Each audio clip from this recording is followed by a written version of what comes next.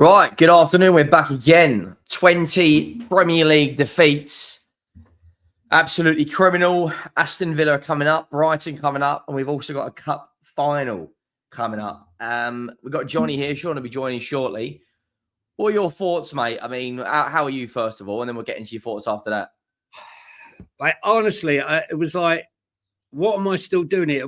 The best part of the whole day was when I was sat there and I was thinking, how come I'm still here? And then the Palace fans turned around and said, why the fuck are you still here? And I realised, actually, you know what? You got a good point. And I got up and I left. It was shambolic. I spent the whole game just watching Eze just destroy us and stroll around the pitch like he was playing a bunch of juniors, basically. The big boys versus the kids, it felt like. But you know, people say, well, what did you expect? I expected still to fight. I expected the players who weren't in his so-called first 11 to be fighting to get in that first 11. But such is probably the mindset of the players. They know within themselves that no matter what they do, this guy's never going to pick them unless there was another injury. So they played like it. It's a disgrace, actually. It was terrible. 20 defeats. And I'll tell you, look. Honestly, I can't get over that. I mean, I think we're one defeat away. I think 25 is the most about in all competitions in our history. Well, I'll read you some stats. Since November the 5th, 2023, when we were unbeaten, we've lost 37 games. 55% loss rate. 37 games? Since November the 5th. Fuck me. Yeah. That's when we were unbeaten. Yeah. 37 games. 55% loss rate. 30.5% win rate. 4 league wins in the last 21 games. 1 win in the last 10 games against the mighty Southampton. 5 league wins in the last 25 games, of which include 2 versus Southampton and 1 v Ipswich. 28 points out of 90 available. All right. 9 home defeats in a season, the most ever. 20 league defeats in a 38-game season for the first time since 1912-1913 season. 1.06 points per game, the worst in our history. And Palace did the double over us for the first time in their history. They beat us at home for the first time in 28 years. And 17th position in the league is our lowest position at this stage of the season ever. You know, and still, unbelievably, Henry, I've got people coming up to me and saying, trust the process. Trust the What fucking process are they talking about? I'm lost. I go home and away. You know, it doesn't matter whether you're going home or away or you're just sitting there watching it on your couch, right? What are they thinking? And they're going, yeah, but look at the Europa. Elfsberg, right? Bodo Glint, okay? AZ Alkmaar, we beat a bunch of nobodies. Your hair's fine, Sean. You're looking great. Bodo, skint. John, you're on mute, by the way. I can't hear you. Mate, I can't. We was on Sean's channel while Sean sorts his audio out. Make sure you drop a like. I don't know how many people is going to be in it because I've literally just gone live after creating the stream, so there's probably not going to be a massive amount. Can you hear me? Yeah, I can hear you now. We spoke last week about the about Crystal Palace, us. Why is it these players when we get? We started the stream or in the background? No, we started the stream. Oh, okay. I'm about to tell your story. Maybe I'll keep it back then. Why? Yeah, don't get me demonetized, please. Why is it when we play teams like Frankfurt and we play? I know we lost in the Galatasaray game, but why is it when we're in that competition, the players want to get up for it and they give a shit? When we play Premier League teams, these players do not give a monkeys. Like, I don't like. We're facing, if we lose the next 3 games, which could happen, including the cup final, we're pushing 28 defeats this season in all comps. I mean, how does the same team go to Frankfurt, win away, right? But then lose to Ipswich, lose home and away to Palace, lose to Leicester, go and beat Man City, Brentford, Man United, beat Liverpool in the first leg, then lose. I don't understand how these players 1 week can turn up and look fantastic, and the second week we look absolutely shy. Crystal Palace should have won 6-0 yesterday. Yeah. And let's be honest, when we were at Anfield the other week, 5-1 flattered us. They missed a whole host of chances. It could have been probably bigger than this, 7-0 defeat a few years ago. The thing is, he turned around and he said, you can't expect to do well in the league, in the Europe, and do well in the league. I mean, I don't know what he's talking about. Does he forget that Poch finished 4th and got to a Champions League final? I'm not quite understanding it. Look, these players self-motivate for the big occasions. It's obvious. There's a lot for their ego to be in that Europa League and to go on and win it. We saw completely different performances from Cuti, Romero, in fact, from everybody in that team. That whole defence laid their bodies on the line, right? And the same with Bodo. It was more professional against Bodo. But they know that to win this tournament goes on their record. They got immortality as a club legend forevermore. Be able to come back in 20 years and, get a job showing fans around and shaking hands. And it's the chance to put themselves in a shop window in a big game like that. Everyone's watching, millions watching, to get themselves a big move. Even if they don't manage to win the trophy. They're self-motivating. We will win this despite Ange, not because of him, if it happens. Sean, what are your thoughts? I mean, I saw you on, I can't remember whose stream you was on, or you was predicting like you thought we'd go in and win yesterday against Palace. You was quite optimistic. What did you I've not seen your match reaction or anything yet. What did you kind of make of the performance? I thought, by the way, I did a watch on for it. I thought the atmosphere in the stadium was pathetic. Yeah, it was. Yeah, that's where I led my. I don't get me wrong. A lot of people in the comments were like, "Mate, how can you expect the fans to turn up when the players don't?" And I was like, wasn't the point I was making. It was more around like there wasn't even any like kind of welcome home from Bodo. Well done for getting us to the final kind of moment. There was none of it. It was just silent, mate. Like the stadium was half full, maybe 60% full. People left at half time around me. I was having a conversation with the guy behind me, occasionally looking up at the big screen. Like I went down at the 35th minute mark to go and get a sausage roll and a beer or something. And I thought I saw a goal that was disallowed, and I came back up for the second half thinking it was 0-0, but I was 3 minutes late because I was stuck having a conversation with someone down in the bar area. Came back up and it was 2-0 to Palace. I had no idea what was going on. Like no one cared. Not a soul in the stadium gave a hoot. No one on the pitch gave a hoot. And it's a tale of two tournaments, isn't it? The league is just embarrassing, and the Europa League has been really resolute and somewhat impressive. Sorry, mate. Do you not think if we lose the Europa League, this is just damage limitation? Like we can't, you can't lose 20 plus Premier League games. We're not going to beat Aston Villa. We're going to get thumped by Villa. If we're lucky. And if you look at a lot of the games we've had this season where we have lost, we've been fortunate that teams haven't taken their chances. The Galatasaray defeat I just mentioned, Osimhen could have had 5 goals on his own. Crystal Palace created 9 big chances against us. 9. It's not like they've got something to fight for in the league either, right? Like they've got their. No, but it's not like they haven't got a final coming up either. Exactly, and I'm surprised by Glasner putting out such a full strength team. I guess he doubled down and thought, well, Tottenham aren't going to exactly go in for big challenges. There's not going to be a lot of aggression in the game because they're going to protect themselves. So let's go a little bit stronger, which is probably smart, but at the same time risky. And typically Tottenham, we play players that don't need to. If you're not going to take it seriously, then why play anybody first team?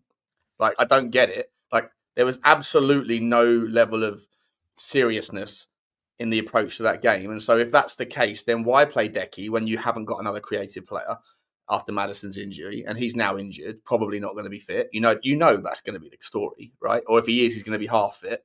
And so that's going to be like playing with 10 men. And, thankfully, Bentancur and Bissouma and that made it through. But, like, it could have, like, it's everything about it was just like, everyone that was there yesterday was just there for a beer in the sunshine. That was all it felt like, including the players. And it really isn't good enough. And I think it's performances like this that tell you a lot about, it makes the decision far easier. Now, I've always said regarding Ange, and to be fair, I've said about the squad, that the squad's levelling of the rotation, like the squad itself is leveled. It used to be like when we had Harry Kane and that, it was like first team was here, reserve or whatever was here. Now I feel like it's more like that. Our first team isn't quite as good as it was, but our rotation is better when everyone's fully fit. And so like I was like, well, that's good. Then you've got a young youth-centric approach. You just need to sprinkle in 4 or 5 players, and then you can have something that can do better if you have a better manager. I've also been consistent saying if you are going to live by the meritocracy rule, which I would understand if you did, then I could understand if Ange was to win the cup and then get his stay. However, what I saw yesterday and what I've seen of late is a mentality level of professionalism. I'm not talking about like digging in and being like monsters where you get that you grind it out. I'm just talking about basic levels of professionalism where you recognize that people are paid a lot of money. Jacko, right, and his mum come over from Irish Hotspur, came over from Seattle yesterday. I spoke to a bunch of Koreans, and they were from Korea. They've flown over from Korea for the game, right? Like, there needs to be some level of respect that's paid to people that travel. And not just people that come from far and wide, like even people that come from Barnet or from Enfield or whatever, that you're still paying for your season ticket. There's a level of expectation that you should give a shit. And it feels to me like at the moment, there's a lot of players in that squad that have the ability to do far better, but choose to give a shit less than they should. And it pisses me off. Really pisses me off. And as far as Ange goes, if he can't find the words to motivate his B team to be able to say to them, look, there's a reason why you're not in my first team plans. It's because of performances like that. And he can't get a reaction out of them because he could have had that conversation 5 or 6 times in the last 2 months, right? And he still can't get a reaction. Then he's not the man motivator that even I've ascribed his skill set as being a car salesman. He's not got the words for some people, obviously. So I almost echo Johnny's thoughts that, it's that the first 11 are self-motivated and the rest are not. And that's are you both not concerned that if we get injuries next season, these are the players that are coming in? This slot here you see, this is essentially the depth. Other than Porro, Bentancur and Kulu, everyone else that plays rotation for me. Yeah. So, like, if we do get any big injuries again next season to Van der Ven or if Romero's still here, we can't. I'm sorry, but we can't go into next season with Ben Davies. I mean, look. Let's be honest, right? Look, you're looking at this team, right? We're willing to pay 50 million or thereabouts for Tell. We're willing to pay 35 million for Odeberg, but we're not willing to pay 50 million plus add-ons for Eze. I'm just going to use him as an example, or whether it's Mbuemo, right? Don't forget 40 for Gray as well. Yeah, there's levels, and I don't understand any of it. I really fucking don't. And what also annoys me is he's obviously made it so apparent that there's his 11, and you guys, you don't matter. Look what he did to Jed Spence, right? He tells him to stay and then drops him out the Europa League squad. Then we got a problem where we got a shortage of players. He doesn't play him. Then he says to him, oh, you know what? I'll play you in the Carling Cup. Doesn't play him in the Carling Cup. He starts Archie Gray at right back and Destiny at left back. And then Destiny gets injured at half-time. We're 1-0 down. And what happens? He comes to the rescue, Spence, in the 88th minute. How's he rewarded? He's dropped again. Then he doesn't play for ages. Then the situation comes about again where injuries come to the fore and he's thrown in, right? He performs outstandingly. And Ange turns around and said, yeah, that's because of me, right? Yeah, takes all the plaudits and then dumps him. That's outrageous. Of all of the double speak that I've heard in the last year from that man, the take on Jed Spence is just unbelievably self-aggrandizing. Yesterday, Sean, right?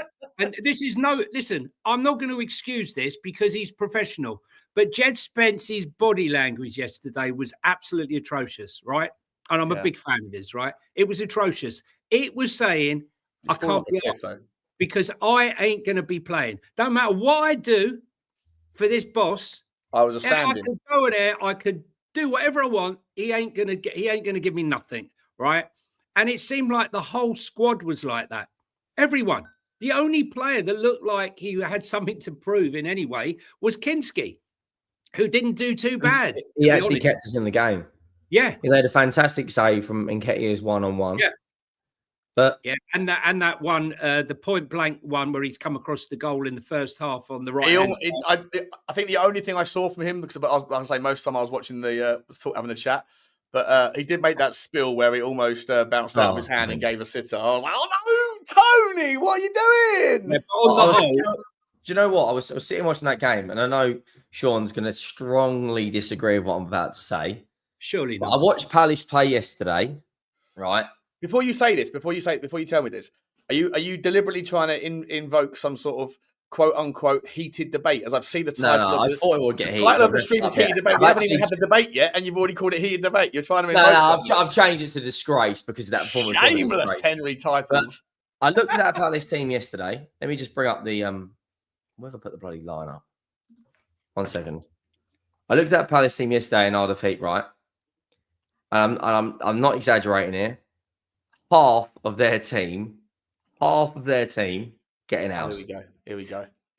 I've not just been saying this for this isn't a recent thing, by the way, for anyone who's new to this. Half of their team is first 11. Half of their first 11 gets in our first 11, mate. Muniz yesterday was fucking unbelievable. And he's been unbelievable most of the season.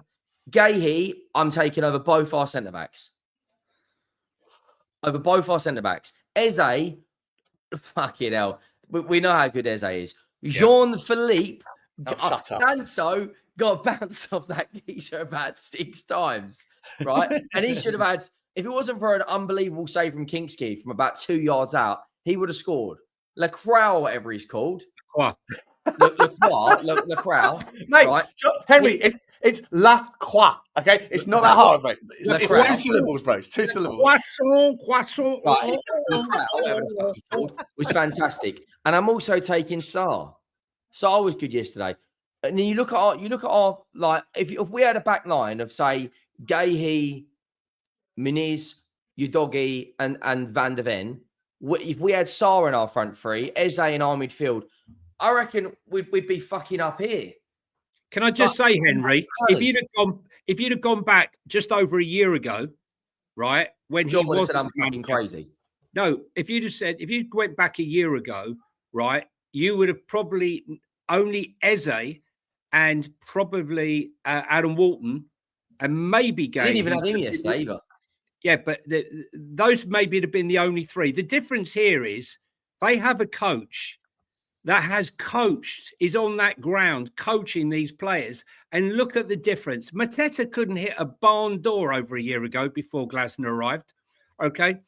And you look at Sarr. Sarr's career, I thought, was destined for greatness, and he went off the rails. He's got him back on the rails and performing.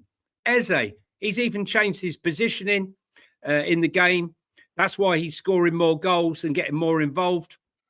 And Lacroix from Wolfsburg, he got rid of Anderson, got 30 million from Anderson from Fulham, wasn't it? Yeah, for Fulham.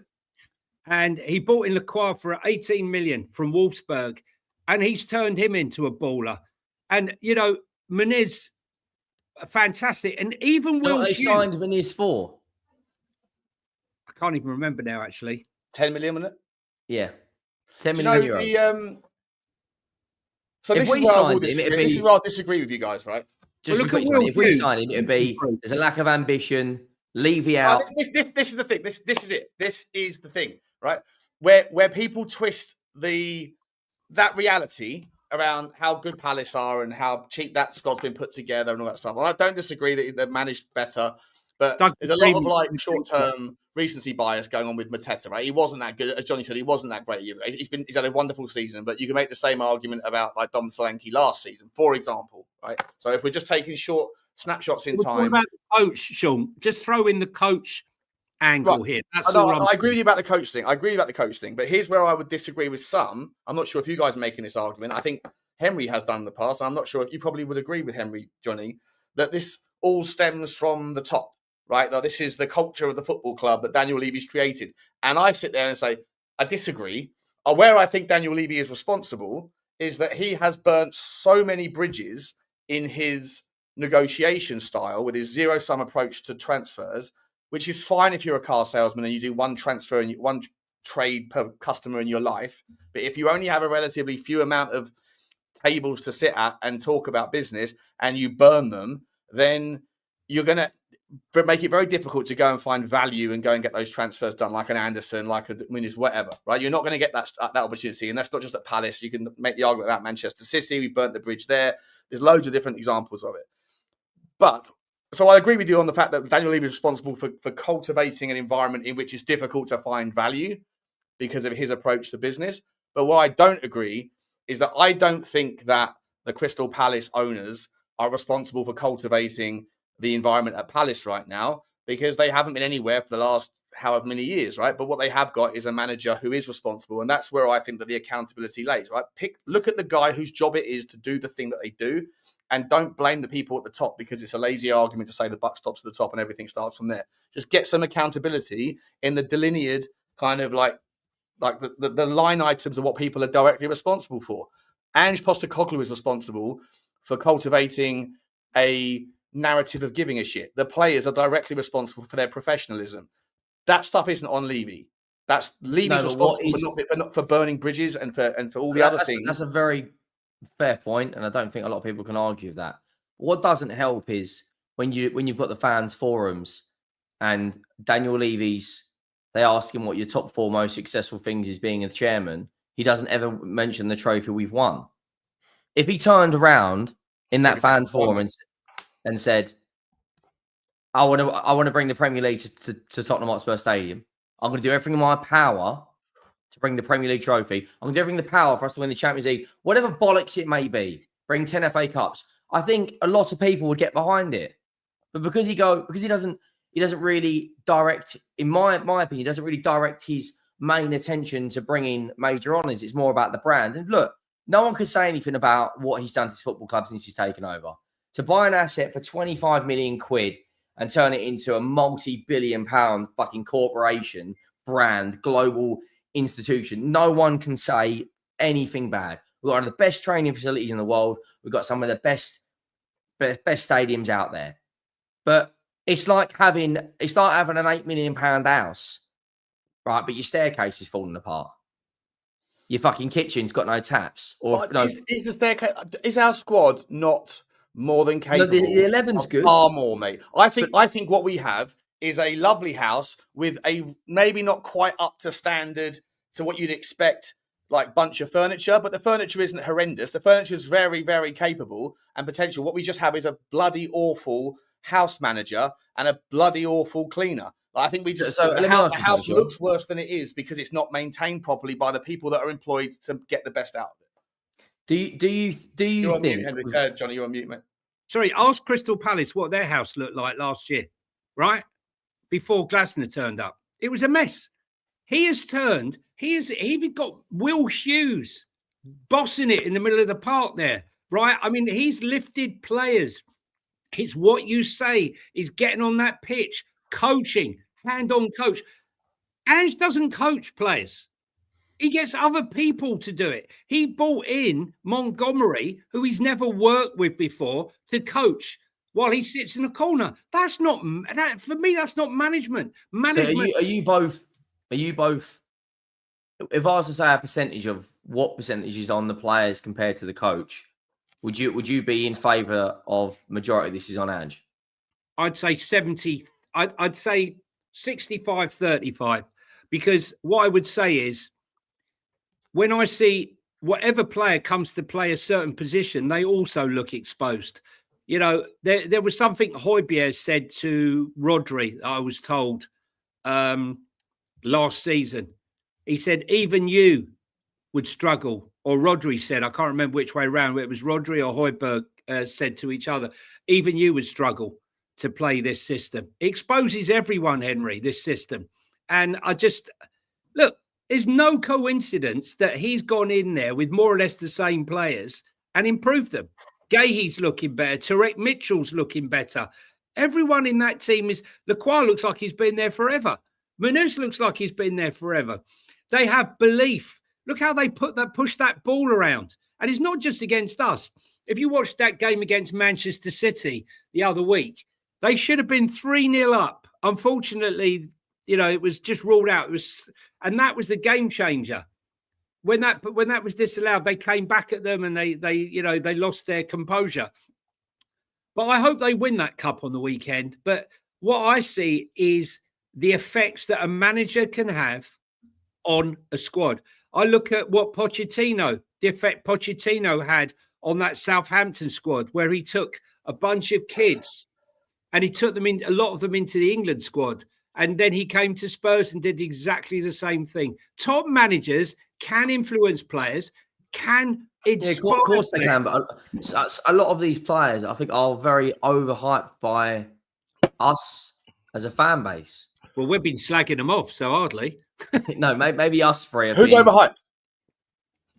I'm probably going to get shit from you two for this, but I think Archie Gray is massively overhyped. I've seen him play in the midfield 5 times this season. I don't think he's a midfielder. You mean thrown to the wolves, Henry? Yeah, but you either adapt or you perish.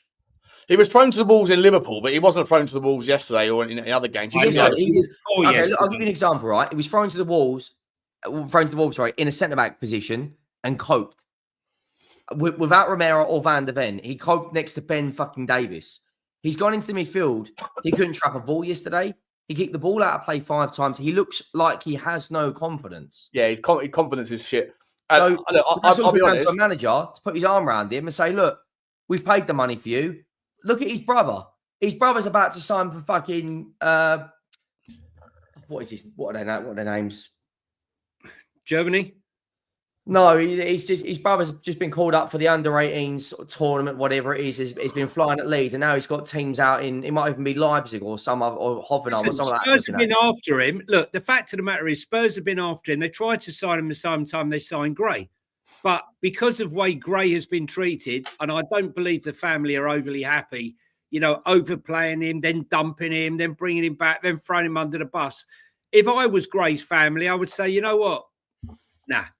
Don't worry. Go somewhere else. It all depends on, there's a difference between how the club have treated him versus how the manager has treated him, right? I think a lot of the players at the club, and I'll come back to Archie Gray in a second, but I think a lot of the players at this club are looking at Tottenham's next 2 weeks and then also the decisions that come immediately after with regards to the manager. I would say that whilst there's a hell of a lot of noise that's supportive of the manager from certain players, I think that there's a lot of silence as well in other areas. And I think that players like James Maddison, I think that Romero's head's gone anyway, but certainly Archie Gray, Jed Spence, possibly Kinski as well. There's probably a lot of players in that club who feel like they've been used only when they were needed and never when they were wanted. And that to me is... that's the point. Yeah. It's a problem, right? And it's a problem because you have to kind of keep... It's a juggling act. Like management is not just around picking 11 players. It's around keeping people happy and motivated and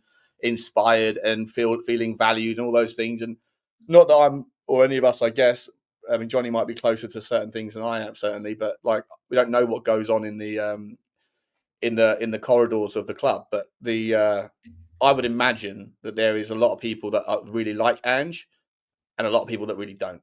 Right. And I think that there'll be a lot of people's decisions around whether they're happy here or otherwise, depending on whether he'll be here next season. Almost probably as influential a factor is his stay next year as is whether or not we win the cup. Like if we don't win the cup and he leaves, that might be enough to convince certain players to stay if they felt like they're valued by the club and not by the manager. And maybe to others, it will be, well, if we win the cup and he stays, that's not enough for me to be happy because I don't want to play for this guy anymore. But like I say, that there's very little in the way of outbursts or players that have come out talking badly about him, but there's been a lot of silence in certain areas as well. Like what you have heard has been kind of cherry picked and almost managed and sort of distributed at times to kind of push the narrative that we're all behind the coach. But there's also been some very obvious absences of that story from certain areas of the squad, and I think that's quite telling as well. What did you think of that comment he made about, making the excuse, another excuse where, where, the league's not important, we got Europa League, you can't do both. I mean, what sort of comment is that? I mean, serious, it's outrageous. He's actually treating us like we were born yesterday, that we don't know anything about football, that what we're seeing is not what we're seeing. And, nothing bothers me. I'm okay. I'll get another job. I'm sure he will get another job tomorrow. But I don't want to hear that. I don't want to hear you saying you're not bothered and then start attacking fans when we're upset. Yeah. I mean, I've lost, is it 23 or 24 defeats this season already? Johnny, the only thing I was absolutely blown away with, and it's the first time that I've heard it from anyone this season, and it's a player that I actually said I'm okay with seeing the back of, but his reaction, and it wasn't after yesterday, it was after Thursday, was just music to my ears and gave me some level of love back for him that I'd probably lost, was the post-match, post-Bodo Bissouma interview, where he said, the first thing I want to do is say thank you to the fans. This was for you, right? You guys have been through hell. We've had a terrible season, etc. But this was for you guys. I'm like, hallelujah! Someone who can read the room, right? And then at the same time, he says, like, it's a dream for me. If it's a dream, I don't want to wake up. But the reality is, we're in the final and we've got business to do. Like, yeah, let's get the priorities right here. Let's not talk about how good you've been and if the team's been shit, which is what we've heard from Maddison. We've heard from Brennan Johnson. We've heard from all these people that are and Decky. Like, why do we hear it from Ange? Why do we hear it from Ange? And Ange as well, right? This kind of like, all I care about in my moment in front of the spotlight here is to somehow defend myself. Yeah. If I have to acknowledge that there's been poor performances anywhere, I'm going to throw it towards the team. But myself, I'm happy with my general performance. Like, it's not how, like, someone needs to do some training on some interview skill sets. But these people are senior players, by the way. It's not like they're kids that don't know that, like, don't know their arse and their elbow. I don't think Ange and Levy speak. I really don't. I think it's just a split, broken relationship that there's a mediated by Munn and Lange. I think they're probably the intermediaries. And I just pray that when it's over, I don't care all the people out there who have come on my line and my feed today, slagging me off. I couldn't give a damn, right, what you say about me, because honestly, right, forget the people who said about all those games you go to. And why have you been slagged off today? Oh, because I posted all the stats on Ange today. I posted all the stats. They're facts. Do you know what I mean? They're facts. I don't make them up, guys, right? You've got to give him time. It's a process. He's just done the start of a rebuild, right? No, this is the thing, mate. This is the thing. Because whilst Ange Postecoglou has run out of excuses, and now everybody that's got a brain on them is like going, well, hang about. Let me just hear what you're saying there. Let's see where it was, how long ago it was that you said the opposite, because there's a lot of examples of that. But yeah.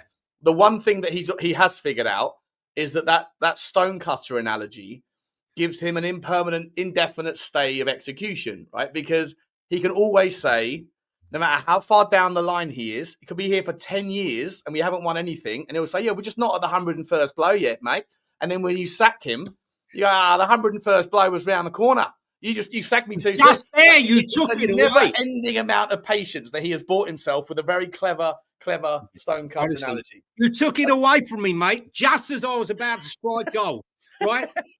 Fair dinkum, right? No, bullshit, mate, right? It's the cult of David Koresh. It's like David Koresh, yeah? Waco. It's like the Waco mentality, right? Of a cult, the Ange cult, right? Whatever he says, look, I understand he's done a lot for Australian sport, and I respect that, right? And I'm sure if I met Ange and I sat down with him, I'd have a drink with him and I'd say, you know what, he's a nice guy, right? It's not his fault, right? It's not his fault. If the job was offered to me, I'd take it, right, for that money. But the truth is, he should never have been offered the job. And to sit there, for Daniel Levy to sit there and watch this slowly implode the way it has, with no reaction from the board. We haven't even had the board is behind Ange. We've heard nothing. Absolute radio silence. And because there's radio silence, YouTubers and people and the press will fill in the gaps. And that's what we're doing. We're filling the gaps of what might be said, what could be said, what might happen. Whereas we have no, if the club turned out and said, whatever happens here, Ange will no longer be at the club, but we wish him well in the final, because they obviously know, they know the manager, because let's be honest, right? If we don't know now, we can't do any transfer business. We can't do any preparation unless we know what manager is going to be in place. And what are we going to do? We're going to have June, July, and then what? Come back mid-July and still not. Decision's been made, mate. I made a video about this about, I don't know, a month, maybe 3 weeks ago or something. I said, like, it has to happen now. You have to have these decisions in place now. Vinny needs to know what his mandate is. Paratici needs to know whether he has control, budgets, whatever. And there can be plan A, plan B, plan C envelopes around, you know, what happens with Romero, what happens with the Europa League, all that stuff. But in terms of like who's coming in, who the manager is going to be, those decisions need to be made regardless of the outcome, right? You need to know. And for me, I hope it is the same decision regardless of the outcome, i.e. win or lose, Ange is not our guy. We're going to part company. We're going to terminate, meet in the middle. It's not going to be a sacking, because there is a difference between the best being the best manager Tottenham have ever had and the most successful top manager Tottenham have ever had in the last 40 years. And he might go down as the most successful, but in my opinion, he'll also go down as the worst. Not just because of his performance, not just because of his stats, but because of his demeanor, because of his relationship with the media, his relationship with the fans, his inability to take accountability in all but words, the fact that he has double talk all the time, speaking out of both sides of his mouth. All of those things are really not becoming of a manager of this level of a football club. And this, again, is where I would go back and give criticism to Levy and say that, bro, if you want a £4 billion or whatever valuation for your company, if that's what you think this club is worth, act like it. Correct. Act like it. You need to have like professional gamesmanship, professional management of the ecosystem at all levels. And when it comes to our manager, I'm not just talking about his, you know, until recently one track version of football and, you know, his weird selections and playing favorites and all this stuff with certain players and not with others. All of that stuff stinks of low level, like mid bullshit. But just, if you're a £4 billion company, you need to have the best. You need to have the people that know how to handle these things, that know when to wear their heart on their sleeve, know when to die or fall on their sword, know when to put the shield up, and know when to go to bat for the people around you. And I just don't think Ange or the senior players at this football club are doing that. And that tells me that they're not right for the football club. Do I think that Daniel Levy was the person who hired Ange Postecoglou? I don't. I think he hired Scott Munn, who hired Ange Postecoglou. And Daniel Levy is responsible for hiring Scott Munn. He screwed up there for sure. But these decisions have to be made now, regardless of the outcome, because like you say, Johnny, you are sleepwalking into the middle of the transfer window. Arsenal have already signed Zubimendi. Arsenal have already basically got this here we go on Goalkeeper, right? Man United have almost got the here we go on Cunha. Manchester City did half of their summer's dealing in January. Like, there's moving parts, moving pieces. Players are gone already. We're slow. So I just hope, I get it. You can't make certain decisions until you know how you land. But the decision should be made. And Vinny and Paratici, if he is going to come back, and I think he is, then they need to know exactly what they're walking into and can be having meetings behind the scenes right now, having their contingencies for plan A, plan B, and plan C, whatever happens. I think the best players are gone. Cunha. I would buy off your arm for Cunha. I would buy off your arm from Bueno or Eze, right? You know, get the fans off their seats. You know, they're universal signings where the club, all the fans go, fantastic. Not signing Timo Werner, not once but twice, or signing Wilson Odegaard. No one saw Wilson Odegaard coming. Come on, 30 and million. Then it's the bollocks you hear about. He's the missing piece. I mean, the missing piece to what? A broken glass. It's honestly what Wilson Odegaard, he's fantastic at doing nothing. He has got potential. I like Wilson Odegaard. Yeah, Not but as my starting option. Not as my starting. If we're talking about Brennan Johnson, if we're playing a wing system and you've got Brennan Johnson and Wilson Odegaard as your two options, like that's a problem for me. Like one or both of those can be moved on. But I like Odegaard. I think I do like him, but not as the starter. You need someone. I'm throwing a name out here. It's not going to be him, but you need someone that is a monster, like a Rafinha, someone like him. Excuse me, guys. I've got my call coming. One sec. Is that Helga? I wish. Yeah, I don't know, mate. I'm just so at the point where you don't know whether to laugh or cry with this football club. Make sure you are smashing the likes up as well, people. Make sure you get over to Johnny's socials and subscribe. Sean's YouTube is pinned in the comments. A missing piece of broken glass is the best. Yeah, I mean, it's like I looked at those players yesterday and I just thought that this is.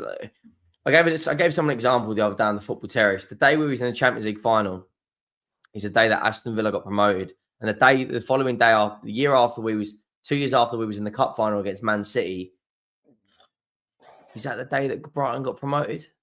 Or they might have got promoted. Whatever analogy I used, it made sense. It doesn't make sense now. Don't reference an analogy, mate, if you can't remember what it was. Yeah, I'm trying to. But anyway, Brighton, Palace, and Newcastle have come up from the Championship to the Premier League in like the last 7 years, and we was in the Champions League final 6 years ago. And the recruitments in these last 6 years on some of the players we've signed has been absolutely horrendous. And we spend a lot of money. This team that played yesterday are backup players, right? Just to give some context. Sorry, not concept. 40. How much we pay for Kulusevski? 40 million euros, something like that. Yeah. Do you know how much money we still owe, Henry? We still owe 30. I think we still owe 30 million quid on. We haven't paid a penny of the Dragusin deal yet. Apparently, I think we owe 260 million quid in transfer outgoings over the next 4 or 5 years, and some of them are quite lumpy for players that I think are not really going to break through to our team. Do you think Dragusin's going to make it? No. I look at this team yesterday, right? We paid 25 million for Danso, 40 million for Gray, 40 million for Odegaard, 40 million for Kulusevski. We may have to pay 50 million euros for Tell. Spence, I think we paid peanuts. Davis has been here for a long time, and we paid 15 million for Kingski. And Porro, we also paid about 30 mil. So that's roughly 200 million quid. I think we didn't pay 40 million for Odegaard, by the way, and I don't think we paid 40 million for Gray either. 35 million for Odegaard, I think it was. Wasn't it like 30 that's with the add-ons? Listen, my point here is still a lot of money for a player that doesn't do a lot. Look. The thing is, when you look at Munez and you look at if you spent 55 million plus add-ons for Eze, you know straight away he's going into that team and he's going to be probably our best player, right? He's never going to be 55 million, is he, mate? Do you know? Is that a price that you? Plus the add-ons, it would be about 64, 65 mil. If you can get, obviously, if you can get him for that much, how old is he now? 24, right? He's got he's 26. 26. Prime. Should have had it last season. I mean, getting on a bit. 26 is prime, mate. 26. Did you see the bit where he's clapping? 26 is the new 30, mate. Did you see the bit where he's like high-fiving Spurs fans and the Spurs fan goes, "Come to Tottenham," and he just smiles? Yeah. That's a deal we should have done last. In hindsight, it's a wonderful thing. As much as I love James Maddison, we should have signed Eze instead of Maddison. As 100%. Much as I love Maddison, we should have gone for the younger player. Yeah, but does Levy have a decent relationship with Texter and Maddison's had 3 injuries now. This is his 3rd injury in 2 seasons. Yeah. And Johnny's about to tell us it's going to take 33 1/3% of next season to come back from that injury as well, aren't you, Johnny? No, I ain't bothering with that one. Since you mentioned that, I repeatedly remember to mention it. People have to be told, listen, I have to keep telling everyone that Ange is shit, and they still don't listen. By the time he's back from his knee injury, he'd have missed 8 months of his Spurs career for injury in 2 and a bit seasons. Let me tell you something, Henry. He won't be kicking a ball. He won't be uprooting any trees until probably November, December. right? Then he'll get injured. Then what again. do we do for a playmaker? We can't have Kulu in the 10. What the fuck are we going to do? Pedro Gonçalves? Mate, the guy, look, all you need to know is, right, if you put him on the left-hand side, listen, Eze can play off of the left, right, and drift in. He loves it off the left. He can play the 10. He can play off the left. He's effective. This is the type of guy that just picks up the ball, bang, back of the net, right? We don't have a player like that. Papa Sarr's the only player that sometimes has a ping and smashes one. Solanke ain't going to pick up the ball and smack one in the top corner. You know what? That's a good point. We don't have anyone who shoots from outside. Anyone who shoots from outside the box. Papa Sarr, but he shoots 400. He's better closer hitting me in row 52 than. When he hits one, But we need someone who's look. Testing Sean's first touch from 75 yards. Yeah. Listen, I got to tell you, if you watch Jamie Donnelly, I know it was against Stockport, but I've watched him a long time, Jamie, and I just think, you know, he's got such a sweet left foot. Some of the balls. Get a chance, though, Johnny. Huh? Is he actually going to get a chance? Remember that if it's Ange, whoever the next manager, not under this manager, but you know, when you look at someone like Charlie Kelman banging in the goals from his balls that are coming in, I'm just thinking Richie and Solanke, they love a ball in there. It's put in with bend and power, something they can get up and attack. You know, the sort of ball that defenders hate to defend against. And the other thing is, like, what does a defender hate more than anything? A defender hates running back towards the goal and a player whips the ball in while they're still running back towards goal. We don't do that. We check back. And by the time we put the ball in, the defender's facing the ball. And it's easy to get rid of. We are absolutely shambolic. The tactics are a shambles. And I've got to be honest with you, I watch a lot of football, as we all do, but because I have to take myself out of the Tottenham sphere and say, look, am I too Tottenham centric? You know, like I have to look outside the box. How are other teams playing? Is 3 at the back the way forward? And I'm beginning to think maybe it could be. But, you know, football goes in cycles, doesn't it? Yeah, it all goes in cycles, right? But this guy he's on the way out, I think, as well. My philosophy, mate, you haven't played Ange ball for freaking ages. I think that's a good thing, though. I've been saying this for a long time. I feel like unpredictability is the second best ability. And I think that one of the benefits of what we've done in the European thing is that Amorim's not going to know right now whether or not we're going to play gung-ho Ange ball or defensive stability, resolute, you know, compact and difficult to break down like we were against Frankfurt. I think that's good. Guys, I wanted to ask you a question, though, right? You were saying we've got no creativity. So I've got a list here, transfer market, of the world's most valuable players by market value, and I've filtered by attacking midfielder. Okay? Yep. So Jude Bellingham's number 1, valued at 180 million euros. Florian Wirtz, number 2, etc. He's just agreed terms with Man City. Who has? Wirtz? Yeah, he's agreed terms with both Bayern Munich and Man City, and Leverkusen will not sell to Bayern Munich. So he's probably going to be the De Bruyne replacement. Fair enough. Let me ask you this. Where do you think Kulusevski sits on the list in terms of market value, and by proxy of that, the best attacking midfielder in world football? What number on the list is he? 15th. Johnny? 12th. Between 10 and 15th. What? The best attacking midfielders?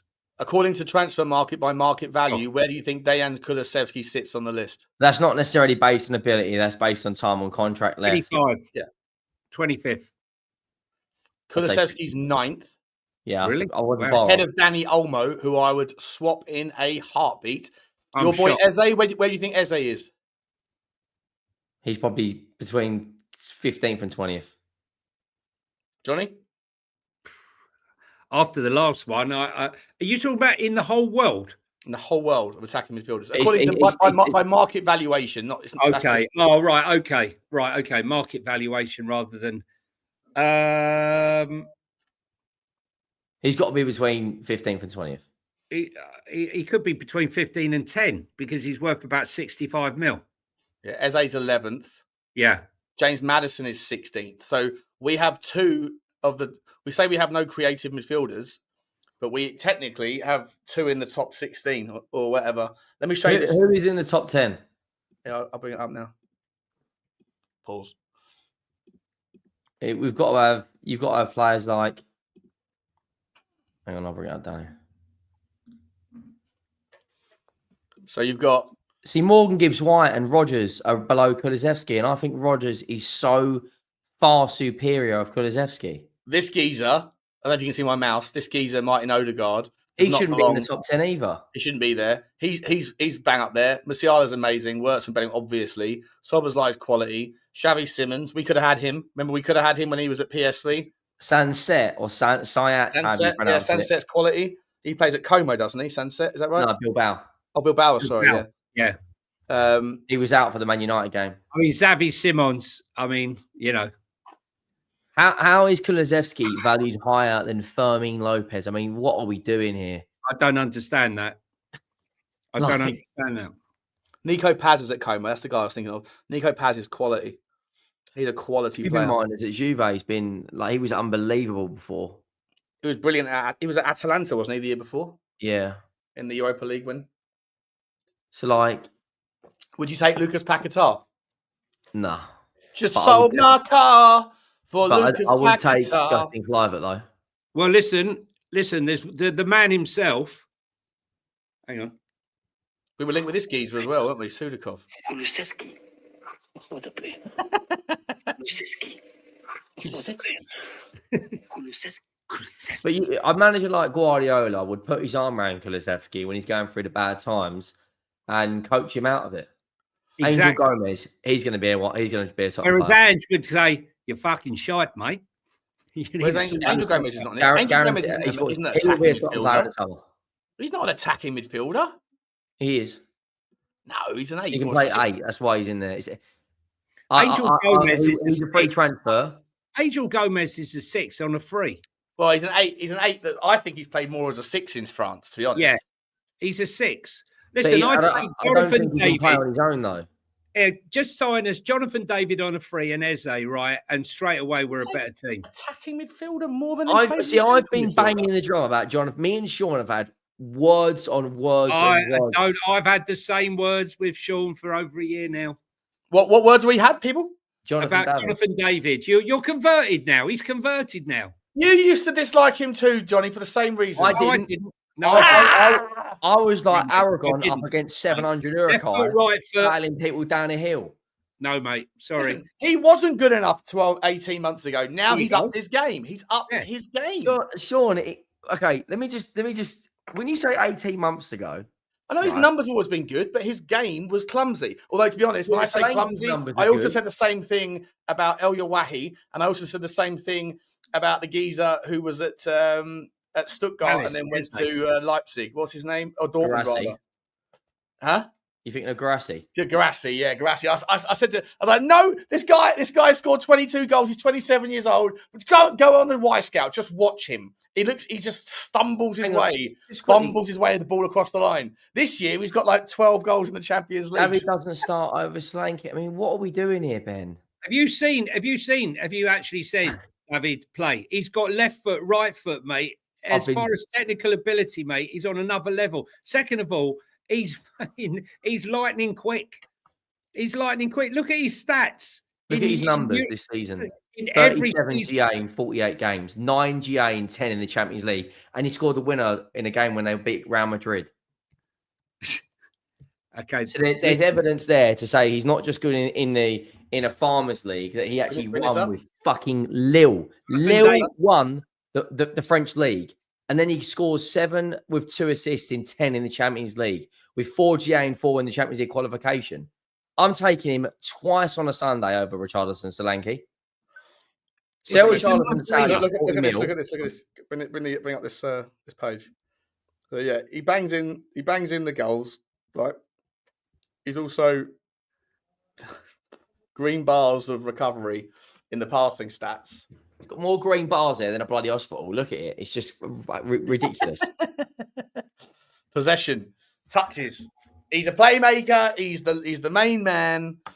And yeah, Yeah, Yeah, I well, wasn't that's wrong. different. I just wasn't right yet, and I've adapted. All the to... clubs are now sucking up all the best talent while we are asleep.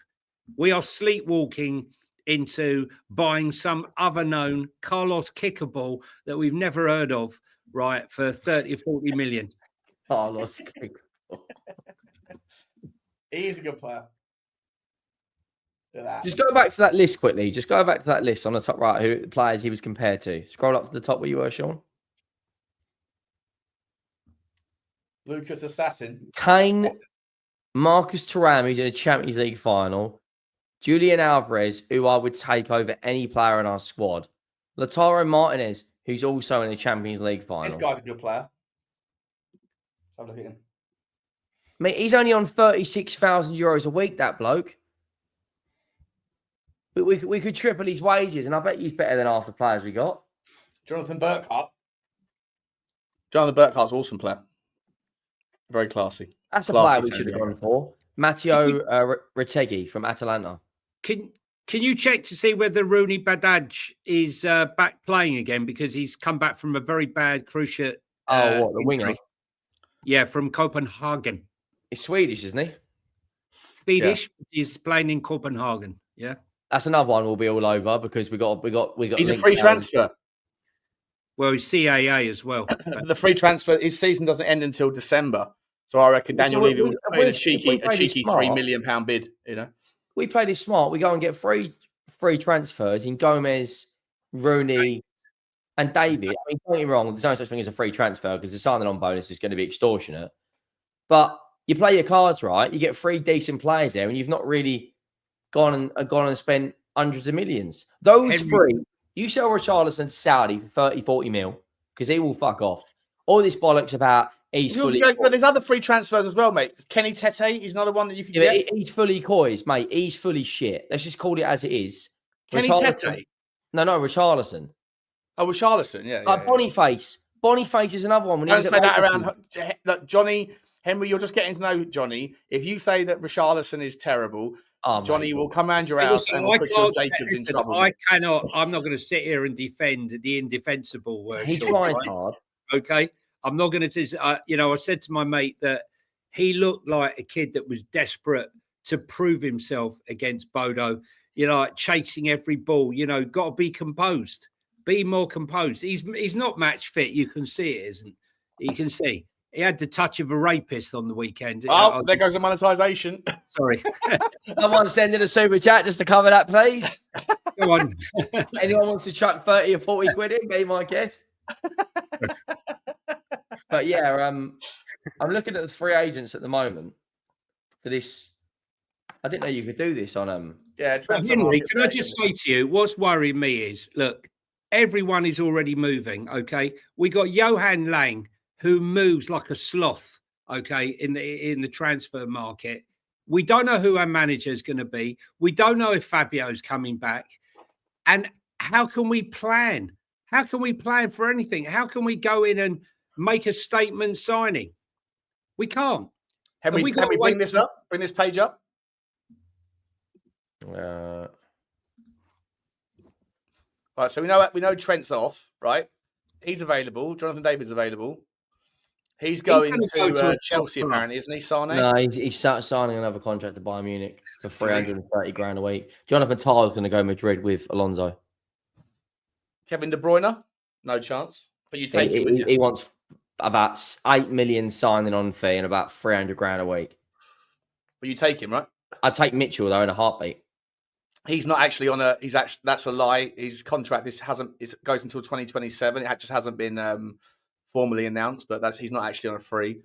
Boscagli's a decent centre back. Plays like on the left as well, but he can play in the back 3 or a back 2, left sided, and he can double up as a. He's a bit of a. If you look at him, he's a bit of an everything. If we end up with Calvert-Lewin, I'm going to smash my house up. Mate, no, I literally said in the video, I'll go Levy out. Time, innit? If we sign this geezer, I am fully Levy out. If that is this guy, I don't know why we are blinking. Did you say you're fully Levy out if we sign Calvert-Lewin? Yeah, I think I'll have to be. Yeah, I think I have to be. Iena, the right back. Can we clip that? Can we clip that, guys? Yeah, someone get that. I'd take Iena as well over some of our fullbacks. Yeah, you like Anna, don't you, Johnny? I'd take a hyena over anyone else. I like hyena, right? I mean, look, he's 28 years of age. He's 28 years of age, but that shouldn't get in the way. Look, Angel Gomez, I've said again and again and again, he's the likely player. I can see us going for Kyle Walker-Peters and Angel Gomez. I'd even take Tariq Lamptey. No, mate, he's too small. Honestly, he's short for his height. That guy. He's not gonna play that many games. We know it. Like if you think our lot have been injured. Sorry. Would you take Pasalic? I'd take Pasalic. I think Pasalic is quality. Who else you got in there? Marco Verratti. We had. He went up to Saudi. He's in bloody Qatar, mate. He's on about probably $1 million a week out there. He's a decent goalie. That's another question. That's actually a good point on the goalkeeper. Do you think we need a new number one? I think we need I think we need a clear out. We've got too many goalies. We've got how many goalies we got? We got obviously Vicario, Forster's gone. Austin's staying. Whiteman's gone. Kinski. They'll be the front three, right? And then you've got behind them, you've got Gunter. Do you think we should give Kinski like a proper run of games? Like 10, 12 games? Oh, mate, he doesn't inspire me. Vicario doesn't inspire me. I think of the only thing that you really want from a goalkeeper is no bozo gene. I don't need you to be sensational. I don't even care if you're not that great with your ball at your feet. Just don't be a bozo. You need to claim crosses, and Vicario can't really do that. Vicario can't do that. He can't kick the ball. He's got Carlos can't kick a ball, right? You've got I don't know. I mean, I don't watch Leyton Orient enough, but Josh Keeley looks like a real guy. I don't know why we're thinking about selling him. It's a big step up, though, isn't it? Listen, no, I'm telling you, right? Josh Keeley's been honestly, he's been outstanding. I think he got goal of the season. Listen, he's got a goal. He's a goalkeeper. He's got a goal and an assist. No, Jamie's goal the goal that should have been a goal that wasn't a goal against Man City was unbelievable. But he practices that. He practices shooting from the halfway line. Do we know yet, Johnny, whether that question that you asked about... no one's answered me. No one's answered. Like, guys in the chat, if there's anyone out there who's not a Tottenham fan, who hasn't heard us ask this before, Johnny asked a really good question. I thought it was brilliant, and we haven't got an answer for it yet. If Jamie Donnelly gets dumped, if Leyton Orient get dumped out by... Wednesday. Who is it? Stockport? Who are they playing? Stockport. If they get dumped out by Stockport on Saturday... No, Wednesday. Oh, Wednesday, sorry. Then can Jamie Donnelly's season with them is technically over. Can he then return to Tottenham? Because he hasn't played for another club this year. Can he then become... Can he go to the final? And because he wouldn't need to be registered by UEFA because he'd be in the home train thing. Right? Doesn't it depend on if he was registered before his loan move? Registered for what? Like when the Europa League was he already at Leyton Orient before we decided the original Europa League? You don't have to register kids. So I don't know whether he could come back in. So maybe this is the unbelievable scenario that plays out, right? Decky's not fit, Decky's injured, and we go. Well, Jamie Donnelly's Europa League debut bangs out. And he puts one in from the halfway line against United because you got Flappy Onana going. Jamie from the halfway line, Jamie from the halfway line. That would be what a story that would be. What a story! Listen, I tell you what. You know, I had a lot of people message me because I said, you know, he should have stayed. You know, I was so excited when he got his pre-season debut for the first team. And Flange Postecoglou managed to play him at left back, where he got 2 assists. Right, he got 2 assists. You were saying that in our pre-season, bloody Ollie Skip got 2 assists, and then they brought you Matt against Barcelona, and they brought you Mal on, who just turned 16 and was tearing us a fucking new one. I know, but my point here was. My point was that when he went to Orient, and I said he's going to smash it up, actually he didn't. It took him quite a while to sort of settle in. It's quite sort of League One football. It's quite rough and tough. But then by Christmas, I mean, his stats since Christmas have been like outstanding. He really has been absolutely superb. I think 18 GA he got this season. 18 GA, and that's since Christmas, more or less since Christmas. And he won Young Player of the Year, I think Goal of the Season. He won the League One Player of the Month. Here's a question for you, Johnny. Yeah. Who has got a bigger, I hate this word, but ceiling at Tottenham? Mikey Moore or Jamie Donnelly? Listen, Jamie Donnelly. Had you asked me, or Archie Gray? Right, no, like, so when I was watching the academy, I would have said to you that Jamie Donnelly head and shoulders above every player there. Then I saw Mikey Moore for the first time pick up the ball and drive, reminded me of Gaza, and I was blown away. But I don't like to do a comparison because I think all three of them have got huge ceilings. The difference is mental application and dedication to the craft. We've seen it time and time again where top players have all the talent in the world, God-given talent, but they don't have the application to see it through into their careers. Do you know who I think will be better than all three of them? I think Bergvall. Oh, yeah, I'm not saying, listen, a Bergvall. The one for me, mate. Listen, Bergvall, look, I'm not going to say, I was at the QPR game pre-season. I was sat with a QPR fan who gave me a ticket, sat on the halfway line, front row, couldn't see bugger all because you're so low down. And I was watching Bergvall and I was just waxing lyrical. And my mate turned around and he said to me, mate, you calm down, right? Yeah, he's a good kid, but you need to calm down. This is QPR. We're absolute dog shit, right? And I said, yeah, but look at this. Look at his peripheral vision. And I was sold from that moment, right? And when he got taken off at Galatasaray and he got bullied in that game and everyone said, oh, your kid, look at him. He's nowhere near ready. He needs to go out on loan. And I was having none of it because it's natural progression. You learn. We've all learned. He scored, didn't he, in the first leg? He also apparently spends 2 hours when everyone else goes home to play FIFA. Yeah, with Kulu, yeah. He's in the gym with Kulu doing 2-hour weights like 3 days a week, right? And that he's bulked up. I actually would make the argument because I think he's so talented. I don't know where his best role is. Like, I think that when you put him in the 8 and Bentancur's asked to play the deeper of the two in the double pivot or whatever you want to call it, lower lying 8, whatever. I've said it 1,000. I'll stick to it. I think that Bentancur is best. Is at his best when he has Basuma behind him. But when Bergvall's in front of Bentancur, I think Bentancur can have good games, but I think he can be sloppy off the ball. And he doesn't pay touch tight attention in the rest defence. But I think that I don't know. I think there's an argument, especially when you're talking about players that can switch, Johnny. He's a switch, right? He can switch the play. His peripheral is insane. He gets the ball where it needs to be. He's also got that feisty gene. He doesn't mind getting stuck in against men twice his age. He has absolutely He's a great ball carrier. He's a good ball carrier. Him next to Angel Gomez. Yeah, I just think in that world, if you're going to go double pivot next year, and I like a double pivot or just a monster 6 in the back 4. Eze in front, and then we're laughing. 100%. Listen, look, the truth is Bergvall 6'2" monster. I was gobsmacked. I was shocked he was as tall as he was. Yeah. I was 6'2".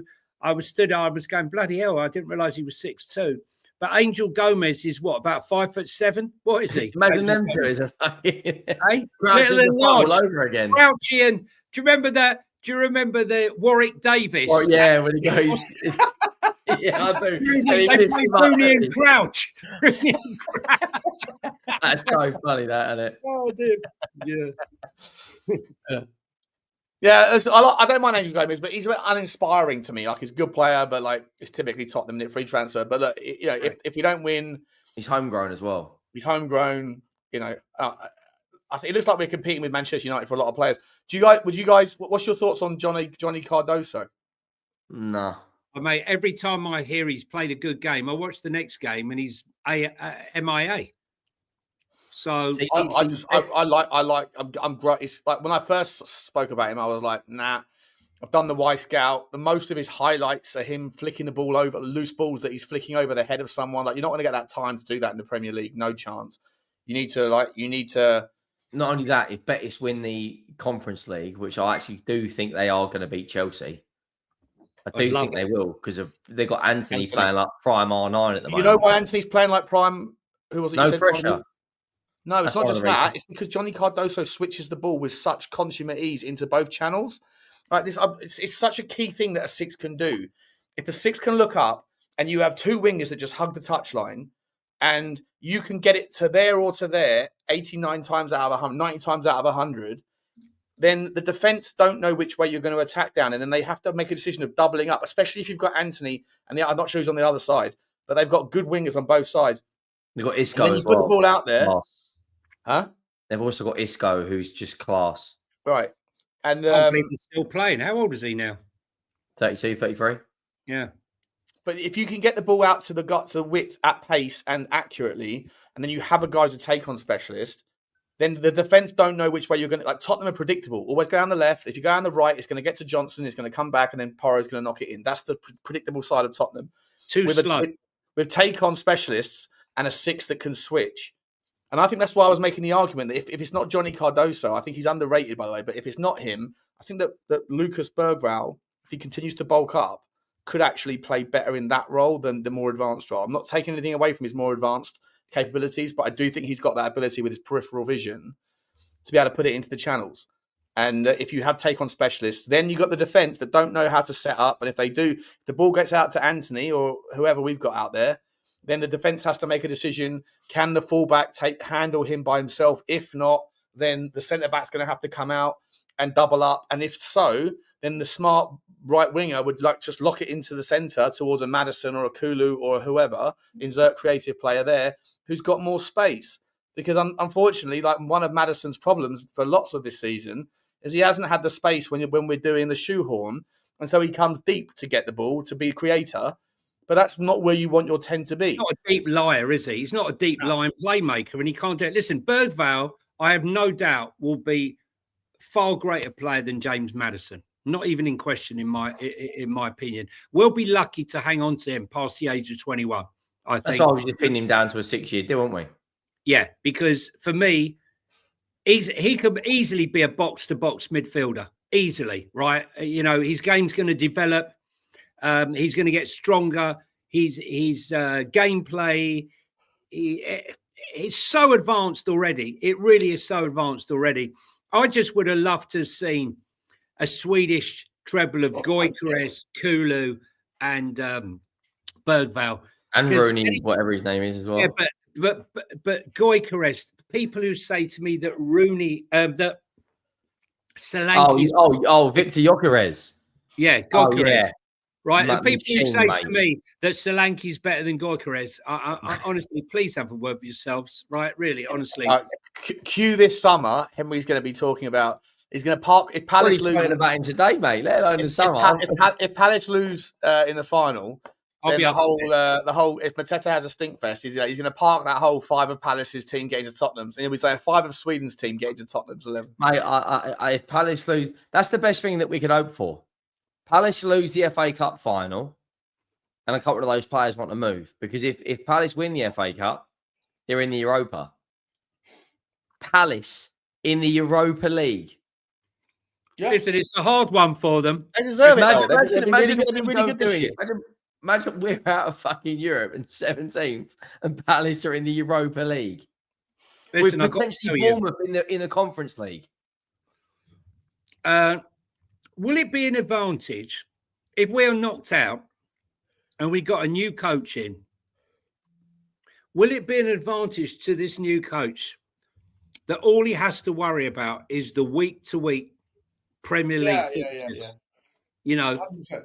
and a lot of the players like playing regularly. Like Bernardo Silva come out, didn't he, with that interview saying, as players, like he speaks to in the national team, like Rafa Leao, for instance, who's at AC Milan, They like playing regularly. Yeah, but those players have been at their clubs with long-term managers where the training is no longer like that educational. It's more about like fine-tuning and maybe adapting. Whereas a new manager comes into Tottenham and he's got to play 2 games a week against the likes of Munich or against the likes of, Real Madrid, etc.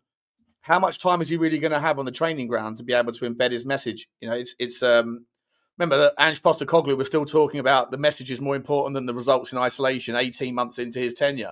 Like, bro, if you still haven't got your message across in 18 months and it's one-track version of football, there's something very much wrong with the message, my man. the message isn't landing. A message here for you, Sean. Why is Sean starting to look more like Ange? Cider, my man. I put on some weight again. That's all. Cider. Yeah, I've been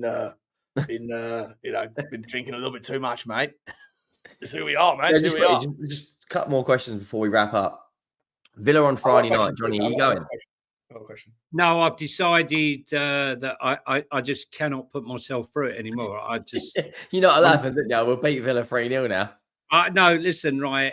In some ways, I hope we are absolutely smashed to smithereens. So and Sean. all those people that are in my frigging timeline saying it's people like you, shitty fans like you, is the reason why we're in this state. It's not Ange, it's not the players, it's fans like you. I hear this all day long. I can't tell you the amount of Tottenham channels that I got. I'm not someone that participates in it, but because I think it's just odd to like. Yeah, but Sean, it's fans like you, mate. It's fans like me that steer clear of fans like them, But like at the end of the day, I just feel like I just don't get it. Like, why do people feel like the fans have that much of an impact? Like, do you think that is Ange Postecoglou dialing in on his Monday evening on his way home from football back to his house? Is he saying, "Oh man, I wonder what that fucking Henry's saying about me today"? That fucking Johnny. If I put the Johnny link H, in I'm finding out where that fucking Johnny lives, mate, and I'm going straight round his house. As soon as I'm fucking sacked, I'm going rep. It was you that got me sacked. It was you, Johnny. Yeah. But God, I was 101st blow, mate, and you ruined it for me. Yeah, how do you think we'll get on? Singing to me outside, thunder in the morning. Yeah, with his didgeridoo. How do you think we'll get on against Villa? I'm going to go 4-0. We smash them, mate. Not because I give a shit about the result, apart from to ruin their game. Because we hate Villa. I hate Aston Villa more than I hate West Ham. How does that? I like the manager. I don't like the club. I like Unai Emery. I hate the club. I hate everything. I hate Unai Emery, by the way. If he was a free agent, if it was a free agent, right, and we had him just for this final, I'd put my house on us beating Man United. Honestly, beating Arsenal and Man United with Villarreal in the Europa League, and then he joins the fucking Spurs, and we beat Man United with no creativity in the midfield, and we stink it out 1-0. And the whole Basque region of Spain is blue and white. Let me ask you this, right? Let me ask you this.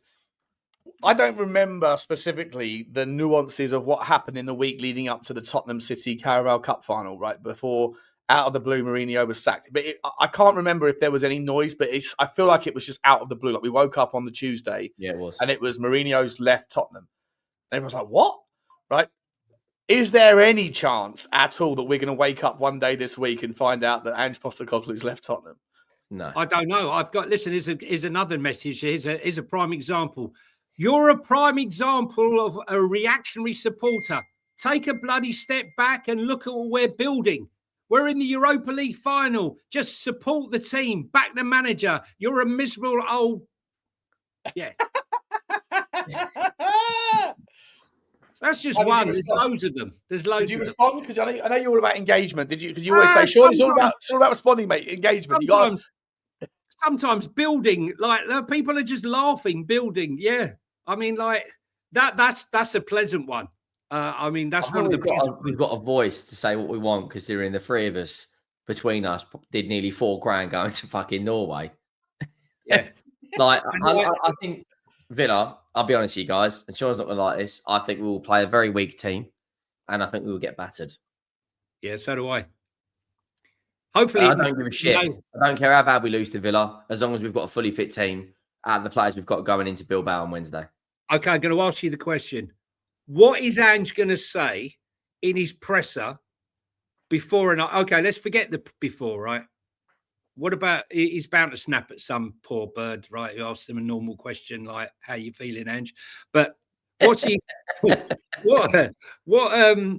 What's his excuse going to be when we get battered, or if we get battered against Villa? What's his post game? There is no excuse. So it'll be a 21st defeat of the season, and trust me, we're either going to be on a hangover if we win the final against Man United and lose to Brighton anyway, or we're either going to be depressed as shit and lose to Brighton anyway. So I don't think we'll beat Villa or Brighton. I just if we lose, I don't think there is going to be an excuse, Johnny. I think he's just going to have to say, well, you know, we're heavily rotating and we've got a final coming in a few days, and we're just concentrated on that. All right, mate. And he's going to go. Yeah, I don't know what you're all. I don't know what you're all complaining about. Yeah, we're 17th with you. I don't understand what you're complaining about.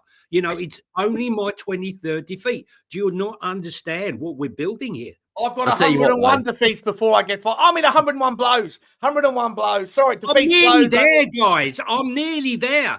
Right? Are you going to deprive me of taking this team to victory? Yes, I might have only had 38 defeats since we were unbeaten, but I'm nearly there. I've almost got my finger on the pulse, mate. Do you know, honestly, if there was 3 better teams that come up from the Championship, we'd be good. We would be fucking. Well, this is why the fact that there isn't. We have to like include this. I know, Heavy, you said you wanted to wrap up in a bit, but I've got to like drag this one out of Johnny and you. Manor Solomon. No, take it all day long, mate. Oh, Johnny. I'm not. I don't care how good of a season you've had at fucking Leeds United, right? Look, I don't give a shit, mate. Look, I'm sorry. You take him back pre-season and you see what happens. That's what you do. Okay, before you make judgment. I think you sell him to Leeds for 20 million quid and you make 20 million profit. He's done more than bloody Wilson Odegaard. Not for Tottenham, he hasn't. But Johnny, Wilson Odegaard's the missing piece from a broken glass. I mean, look at that. Look at that. Manor Solomon. Watch Manor Solomon. If he goes to Leeds, rip it up and score plenty of goals. 10 years ago, 40 points would just about kept you in this league. It was the road to 40 points. Yeah, 40 we may not even get on. We may not even finish on 40 points. 40 points is what you needed for safety. That was. I remember in January, about 5 years ago, when Tottenham won a game and we got to 41 points, and it was in January or like late December. I speak to my dad, and he goes, "Well, at least we're safe for another season." And I would laugh, right? Because we had high expectations of getting. I was like, "Yeah, we are. At least we're not going down." That was in January. So zoom forward like 4 months, and we still haven't got to 40 points. It's outrageous. It's outrageous. It's so honestly, bad. It is bad, isn't it? Like it is really that bad. I mean, look at it. We lost to Ipswich. We only took 1 point from Leicester. 1 point. Other than Southampton, our record against the bottom 8 teams, Palace beat us, Everton beat us, Wolves got 4 points off us, Man United, we beat them home and away. Everton got 3 points. West Ham? No, we drew a West Ham, but we lost to Ipswich, we lost to Leicester and Southampton. We didn't lose to Southampton. Do you know the worst stat I heard earlier today, that we've won 5 of our last 27 games? Yeah. Do you want to hear the best stat I heard, though? The best stat I heard was when Tottenham have Vicario, Porro, Van der Ven, Romero, and Udogie this season, 20 games played, 15 wins, 2 draws, and only 3 losses. That is a 75% win rate and a 15% loss rate. And if we can keep those back 5 fit and don't play them in a single minute against Villa, by the way, but if we can keep them fit, then we've got a decent chance of beating United. Can we have some context for that, please? Because they only tell us the back 4, right? Can we, for context, know what the rest of the team was? No. Exactly. Can't give you any of that information. But when those five have played together, we've won 75% of the games. So, there's that fact. There's the fact that Ange has never lost to United in a Tottenham managerial. I think he's ever lost to Manchester United. There's the fact that we've beaten them 3 times this season. There's the fact that every time Bentancur plays against United, he has a worldie, which is important. And there's the fact that beaten Man United in the final, though. So what? We beat them 3 times. Listen, if you get to the final of the third biggest trophy that you can possibly win in as an English team, behind the Premier League and the Champions League, if you get to the final and you expect an easy game, then that's just madness. So it's always going to be difficult, no matter who you play. But if you were offered at the start of the season Europa League final, and all you had to do was play 90 minutes of football against a team that you have beaten 3 times already this season, you would have bitten your hand off for that environment, wouldn't you? You'd have bitten your hand off for the environment. Look at Man United and Spurs, both our recent forms. 1 draw each in our last 5. Yeah. Now, tell you, so Sean, I'll ask you one more time. If Ange not got a clue, right, wins the Europa League, are you keeping him? I'm not. No. I want him gone. But as I said, I'll stick to it. If the club do decide to, based on merit, I can be upset with the decision, but I can understand the method. But I don't want it to happen. I want it to be very much thank you next. However, I would say I don't know how that's going to look. The optics of you lift the cup on the Wednesday, and then for the Brighton game on the Sunday, we do a bus parade down the thing during the morning or whatever, and then we go and play football in the afternoon or however it would work out. And then Ange Postecoglou sat on the bus celebrating, and then 12 hours later we get a message saying that the club parted company. The optics of that look kind of Spurs. Listen, I actually don't care about the optics because this club's so far past the optics. I mean, we've been the laughing stock. We've been the laughing stock. You worried about optics now? Who gives a shit about the optics? I don't care. I'm just saying that it will be an absolute like. This is Eric Ten Hag. This is Eric Ten Hag times 3. Can you imagine giving? Would you take Eric Ten Hag over Ange? Yeah, I would every day of the week. Right, listen, right. You cannot give this guy another budget, right? If he wins it, you cannot give him a whole big. He's not going if we wins it. I'm telling you that now. He's not going. Mate, Henry, honestly, I'll cry, mate. I'm telling you now. That post-match interview. And Drex for Johnny. That post-match interview is going to be unbelievable if we win it. I fucking told you all, didn't I? I always win in my second season. He's going to go fucking nuts. I'm telling you. He's going to be standing there going, I'm not fucking leaving. Honestly. And no one's going to be what can we say? You just won us our biggest trophy in 45 years. There's no way we get the Ange in lot are going to be like flies on shit. It is going to be. Who's the Ange in lot? Oh, just go on Instagram or Twitter, Sean. Yeah, my TikTok DMs, I've got like 18 requests, and it comes out of an exclamation mark saying explicit language. Like, you don't know what you're fucking talking about, mate. Like I said, Archie Gray. I said a TikTok about Archie Gray saying, I like in a right back, fullback, defensive area, yeah. But as a midfielder, like I know it's very, very small. It's very small, like little size of a what we can actually see. But I'm like, just out of curiosity, was there anybody else that was bidding that amount of money for Archie Gray? No. It's such a wildly weird amount of money to pay for a geezer that's never played a Premier League minute of football. It was us and Newcastle that were interested. And then has anybody in the history of football ever paid circa £40 million for a kid who hasn't played a minute of top flight football?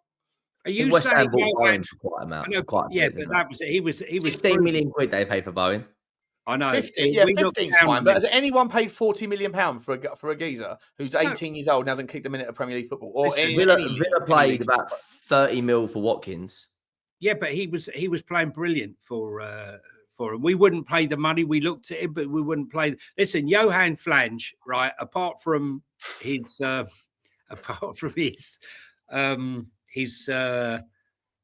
Lucas Bergvall. He's got, honestly, he needs to get down to Specsavers. Honestly, some of his talent IDs. Let's not go too hard on Archie Gray because I genuinely think there is a player there. Here he is. I think Johnny Henry nailed it earlier. He said he's looking like he's got zero confidence. He's the manager. Killed him.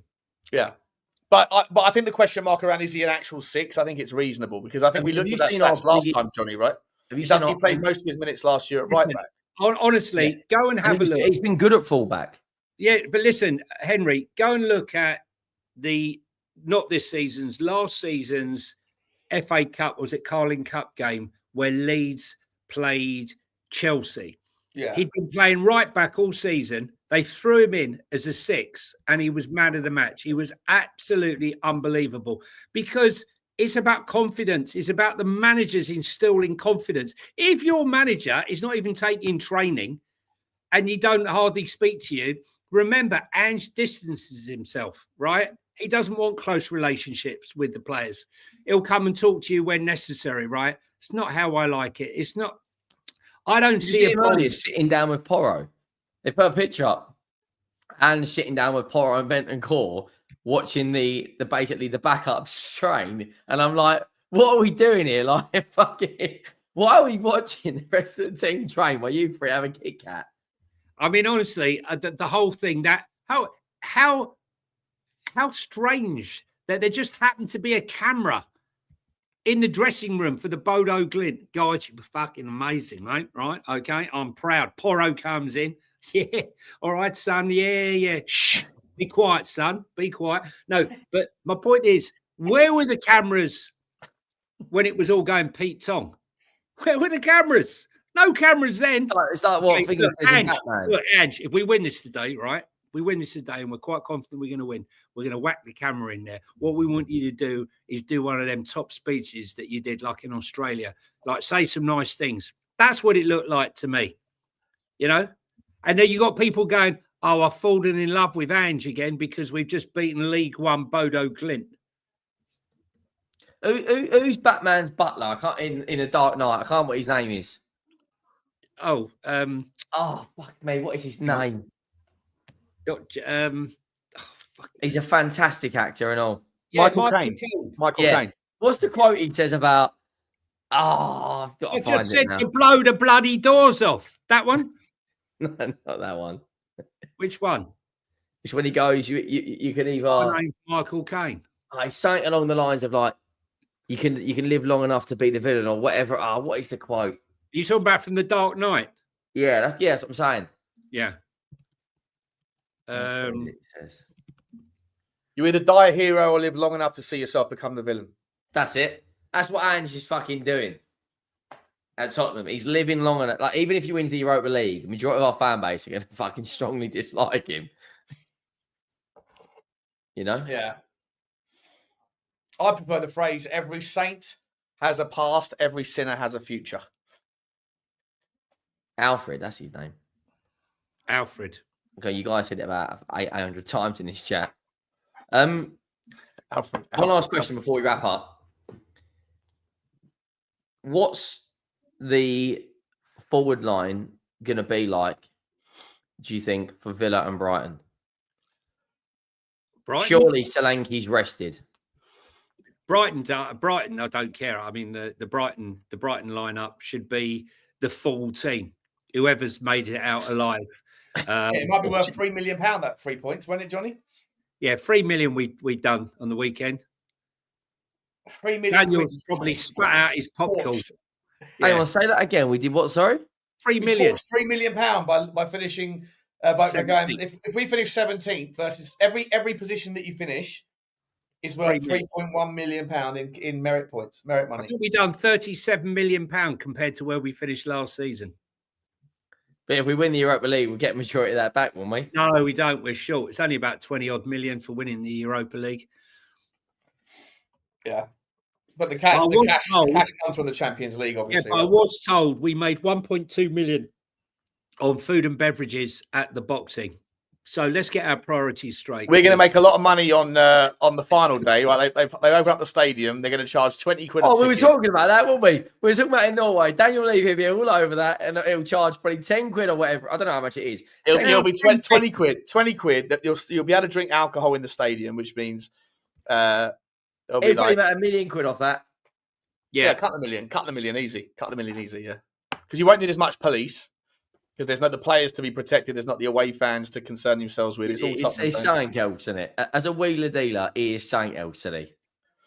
I don't know why he doesn't just like stream Netflix and just open the stadium up every day of the week, and then just like you can pick your own, like on the Megatrons, just charge like £2 entry and you get to watch movies all day every day. I reckon he'd still make a fortune. There's got to be non-match day events that we haven't thought about yet, and it can't. He's done a deal with Matchroom Boxing, hasn't he? That every big major boxing fight from Eddie Hearn's promotion will either be at our ground or in Saudi, in Riyadh. Yeah. I'd love to know what percentage of, like, how much the club profits off of non-football events. Well, I think they get £1 million rental fee from the stadium. £1 million quid. Yeah, apparently, which is why they don't get. Obviously, there's costs associated with that. Like they've got to wear the costs of the maintenance. They've got to wear the costs the of staff, etc. Yeah, all that shit. And then I think they get like a 60-40 or a 70-30 split on merchandise. The merchandise, I think, is 100% Tottenham's, but I think there's a 70-30 split on the booze and stuff. But you know what they were doing, right? So I'm not sure I should say this out loud. I won't tell you who told me this and how I know this for a fact, because I saw pictures. Someone I know knows like something going on in the hospitality side. But they were selling glasses of like Pimm's and lemonade or whatever the cocktails were for like £13 for a large glass, right? £13, and it wasn't like 13 quid. Yeah, for a large glass, right? But it was kegged cocktail. So it was out of a giant keg that you'd have beer in normally that had been filled up with Pimm's and lemonade. So the margins on a £13 pint of Pimm's and lemonade, when it would have been mixed with mainly lemonade, like absolutely outrageous profits. Outrageous, because those girls, the girls that, you know what, like, no, if you're a female and you go to the boxing and you're genuinely interested in the boxing, then fair enough. But when you're watching the fights and you see like the 10 rows, like the kind of ringside rows, there's always like, I don't know, every third seat is filled up with some hot bird who's not even, all she's caring about is getting a picture for her Instagram. Look where I am. Look, there's Chris Eubank or whatever. They don't care about the fight, but some wealthy billionaire has paid for a ticket for the night and she's drinking £13 cocktails galore, taking selfies, and you have to admire it. But like, how much was a ticket to be at the ringside of that game? Probably, what were you saying, £5,000 a ticket probably for that sort of fight? Yeah, but don't forget, look, they when I spoke to them, they take over the stadium. You know, people say, oh, you know, why don't we have all those lights? They bought their whole lighting rigs as well. Lasers, freaking lasers, all of that, extras. We do get a light show like every 3 months. Yeah, I know. It's like, so we have got that to yeah, got to factor that in. The energy bills can't be cheap, right? You know, I'll tell you what, we're gonna have the biggest stadium in the Championship the way we carry on. Listen, I'm just interested in going to see, what's it, Mad Bunny? You go what? What was it called? Mad Bunny. What's the name of that? Bad Bunny. Eh? Bad Bunny, the Cuban rapper. Yeah, Bad Bunny. Bad Bunny has got enough support to fill out a stadium. I don't know. Chris Brown needs some support. I mean, he's probably got his get battered everywhere he goes. Do you not think at one point, like, it's great and all that, but did you see we won the Premier League awards for the 5th year running? We won best stadium, and then when never see that. What's his name from Sky Sports, who does the Soccer Saturday, who's a Spurs fan, not Gillette Soccer Saturday, he does the other thing. Oh, anyway, he got presented with the award. Sorry, Soccer AM. No, he's on like a Sky Sports program, and they bring on like 2 content creators, and he's him and the ginger haired guy, and what's his fucking name? Anyway, he's a Tottenham fan, and like when he got the award, he was someone's like muttered who was recording the video like, what a trophy or something. I'm like, fuck. Do you know how shameless it is that we've got a Twitter account for our stadium? And it's got like 50k followers. It's got more followers than the 3 of us, and it's a fucking stadium. Has anyone got? I haven't got my codes yet for the game. Has anyone got their codes yet? For what game? For the tickets for Bilbao. They were meant to send the codes out this afternoon for the tickets. I'm still waiting to hear from my contact. Sean's bought a ticket from the flipping depths of Nepal. Yeah. He's bought it from North Korea. He's bought a North Korean. Oh, speaking of, I'll talk to you about that after the game. Right, okay. After the game, after the stream. Yeah, Tottenham Hotspur Stadium Twitter account has got a whopping 50,200 followers. Don't miss Bad Bunny at the Tottenham Hotspur Stadium in 2026. It's got 9 likes. What I'd like to say is one of the awards that I'm most proud of is the the Eco Stadium. We are the Eco Club of Europe. Yet, for some unknown reason, we handed out 17,000 black and white bin bags for our TiVo the other week. Right, whatever happened to them? Post Malone and Jelly Roll. He's like a massive artist in the States. Jelly Roll, yeah. Due to exceptional demand, Post Malone has added an extra date at the Tottenham Hotspur Stadium. So there's an extra £1 million for Levy. More than that. Do you know, so Beyonce did her world famous tour, right? She did Australia. She went and did like Singapore and all that bollocks. Just out of every single place she went, she did 2 nights, right? But our stadium, we extended it to fucking 5 nights. Yeah. He earned something like 7.5, well, obviously before all the cuts and everything, all the losses, 7.5 million quid out of Beyonce's concerts. It's fantastic. Look, guarantee you he earned more than that, mate. In terms of revenue, he would have got probably close to 10. 5 nights, 15 million revenue, profit probably 50%. So, yeah.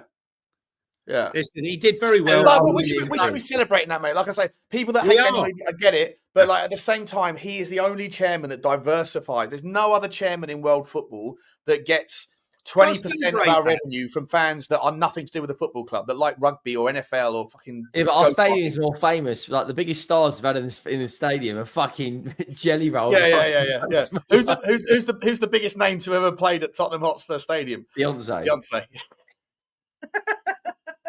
Right, we are going to wrap up. And the tour's called The Big Arse World of Jelly Roll and Post Malone. Big up to Danny D. You're active, mate, doing your own thing. You know, Danny D is. I'll let you crack on. But yeah. Is Danny D is that the actual Danny D? Because I think Danny D came in my chat saying that he was from Britain's version of Married at First Sight or something. That's not actually Danny D, mate. That's just some geezer sitting at home who watches a lot of Danny D. Yeah, love that. Fair enough. He watches Danny play with his D. But look, we are going to wrap up. Johnny, what have you got coming up this week, mate? I don't know. I'm trying to take a sabbatical, so I probably won't stream until tomorrow morning. But Johnny, I haven't actually asked you yet. I've got a stream on in a couple of hours if you're free. It's nice if you didn't ask me. You've probably asked who you asked, Lubo. I've not asked anyone. I've got out of bed about fucking 3 o'clock or whatever. No, I think I'm not sure what. Has anyone watched Gangland yet? It's unbelievable. Just to say, just a quick plug there for Paramount. Can I ask anyone? Has anyone in the chat have received their codes to buy for the wave 1 of the ticket buying tomorrow? The club were meant to send out the codes today, and as yet, none have dropped on my email. So I'm not quite sure what's going on. I'm just wondering whether I'm alone or everyone's in the same boat. So can anyone see? Is anyone replying there? Rodney Someone said I have, Johnny. They have, yeah. Yeah, one person. But yeah. No, he's laughing. He's saying LMAO, so he hasn't. I don't know if he's putting it. I don't know if he's putting that to Danny D, saying, "Henry, I heard you and Jason Love are on the BBC later." I don't know if he's responding to that, but Jesus Christ, you get me cancelled. Sean, if you send us a link, I'll redirect to it now. Yeah, but guys, I haven't sent it up now. I haven't got anything to talk about, so I'll probably just talking Tottenham 1882. Also on TikTok, go on there. There's a little video of Sean and Henry and myself going through the ultras, which was quite funny experience. That is a brilliant Phil Mitchell lookalike, though, mate, on that video. Yeah. He looks like Phil Mitchell. He's got a bottle of vodka in his hand. He's running like he's that messed up. What's going on? Sharon. I love Yeah, you. other than that, I'll be putting out some transfer content tomorrow and later today. Because it's only really transfers in Europa League and Champions League to really talk about now. Are you going to put out a video about how Spurs should sign Glasner and 5 of their players, or will you just do one a week? 1,000,000%. I'd take Rename the Glasner. club Tottenham Palace, right? I'd take. In a merge. Yeah. If we could buy 5 of their players and bring Glasner, I'd be over the moon with that. Oh, shut up, mate. Mate, better manager and better players. I mean, how can you be more upset? Better man.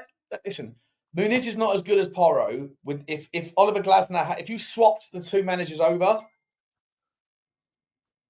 Yeah, Right? but you also bring in the If player you and the sell manager Porro- to get the best of both worlds. If you sold Porro for £70 million to Man City, I don't think anyone's paying 70 mil. no, they're not. It's all bullshit. It's all paper talk. But if you sold him for, say, 50 million or 60 million, would you then go and buy Muniz for 30 million? 30 mil, yeah. No. Yeah. No. I think he's one of the best attacking right backs in the Premier League. And I think you're absolutely delusional. Like this season, from an attacking right back. Yeah, 1 season. Where was he before? Well, he was playing in Germany. Recency The by one ease. season wonder. To be fair, he's also 28. Are we sure you even know how to say his name right, mate? Because is it Munoz or is it like Lacroix? What you said? How did you call Lacroix before? Lacroix.